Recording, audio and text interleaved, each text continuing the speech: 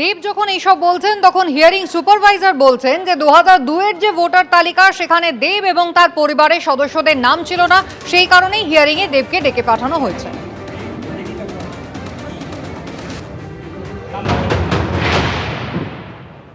দু 2002-এর লিস্টের মধ্যে ওনার বাবা মা এবং নিজের নাম ছিল না, এবার ছিল না এবং ন্যাচারালি প্রোজিনি এবং সেলফে ছিল না বলে তাই ডাকা হয়েছে। উনি নিজে খোঁজ করেছিলেন, জানিয়েছিলেন যে গ্রামের বাড়িতে মানে যেখানে ছিল ওখানে কিছু খবর পাইনি। হিয়ারিং হলো ওনার 13টা ডকুমেন্টসের মধ্যে ইলেকশন রুলস অনুযায়ী একটা ডকুমেন্টস উনি শোট করলো, মানে সেগুলো দেখবো পরে আসবে বলে জানিয়েছি।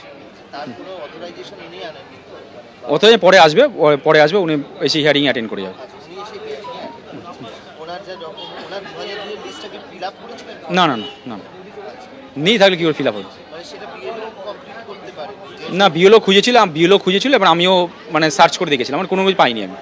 এসআইআর এর শুনানি পর্বে কিন্তু জেলায় জেলায় বিক্ষোভ। এবার আপনাদের দেখাবো মুর্শিদাবাদের নওদায়, যেখানে রাস্তা অবরোধ করে বিক্ষোভ দেখালেন সাধারণ মানুষ।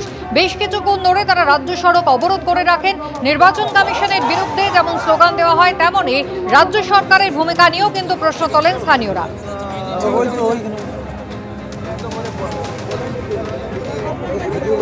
রাজীব চৌধুরী আমাদের প্রতিনিধি রয়েছেন আমাদের সঙ্গে। রাজীব, বিক্ষোভ কি উঠেছে? কুসুমা, এই অল্প কিছুক্ষণ আগেই প্রায় 3 ঘন্টা ধরে এই বিক্ষোভ চলে এবং রাস্তা অবরোধ ছিল ত্রিমোহিনী বাজারের কাছে।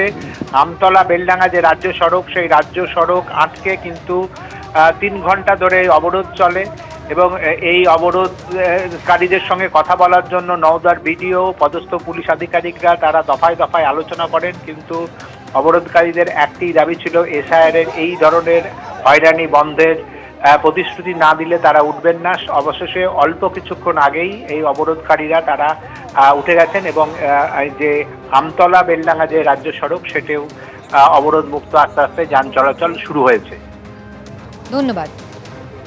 দেব একদিকে নির্বাচন কমিশনের কাছে অনুরোধ জানাচ্ছেন যে সাধারণ মানুষকে যাতে অকারণে হেনস্থা না করা হয়, অসুস্থ এবং বয়স্ক যারা রয়েছেন তাদের যাতে বাড়িতে পৌঁছে যাওয়া যায় নথিপত্র নেবার জন্য।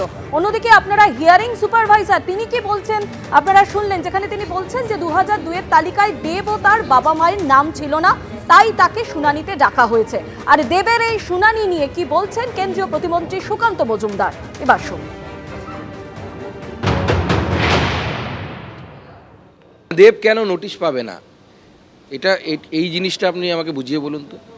কার ল অনুসারে? আর্কিমিডিসের ল অনুসারে, নিউটনের ল অনুসারে, না কার ল, ফ্যারাডে ল অনুসারে? কার ল অনুসারে দেব নোটিশ পাবে না? দেব পশ্চিমবঙ্গের বাসিন্দা ছিল না। দেবের বাবা মুম্বাইয়ে কাজ করতো, তার ভোটার লিস্টে মুম্বাইয়ে নাম ছিল। দেব তো 2010-এ এসছে এই রাজ্যে, ভোটার লিস্টে নাম এসছে তার, তো তার কাছে নোটিশ কেন যাবে না? সেটা শুধু ডকুমেন্টটা দিয়ে দেখাতে হবে যেভাবে সম্ভব। এবিপি আনন্দ, এগিয়ে থাকে, এগিয়ে রাখে।